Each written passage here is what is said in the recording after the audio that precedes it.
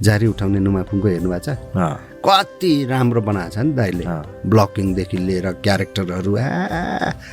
एउटा उनै छ नि त्यहाँदेखि जोगाउनु मलाई कति गाह्रो भयो त्यो सिन नराखौँ उपाय छैन राख्यो के गरेर बनाउँ त्यति साह्रो बनाउँछ अनि त्यो भन्दा फरक बनायो भन्ने चाहिँ होइन नुमाफुङ रिकल चाहिँ भयो होला त्यही कारण चाहिँ जारी मान्छेले सुन्दर मान्यो होला अनि म त जारी सफल हुनुमा चाहिँ नवीन सुब्बा दाइकै लाई नै क्रेडिट दिन्छु म त खुलेरै भन्छु दाइले नगरेको भए दाइको त्यो फिल्म नभएको भए मलाई यो सुविधा हुँदैन थियो नवीन दाइको त्यो नुमाफुङ यस्तो उमा बसिरहेको थियो मान्छेहरूको दिमागमा कला हाम्रो विश्वास आस्थादेखि लिएर चरित्र पात्र यस्तो निचोरेर राखेको छ नि दाइले नुमाफुङमा हेर्दा सजिलो लाग्छ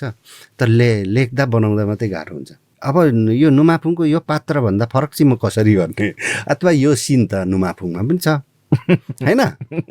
अब यो सिन चाहिँ म कसरी रिक्रिएट गर्ने त मेरो सिनको लागि मलाई त चाहिएको छ त्यति साह्रो अभर पार्छ तपाईँलाई थाहा नभएको नलेखेर तपाईँ एकचोटि लेख्नु बस्नुहोस् यो त नुमाफुङमा छ भन्ने हुन्छ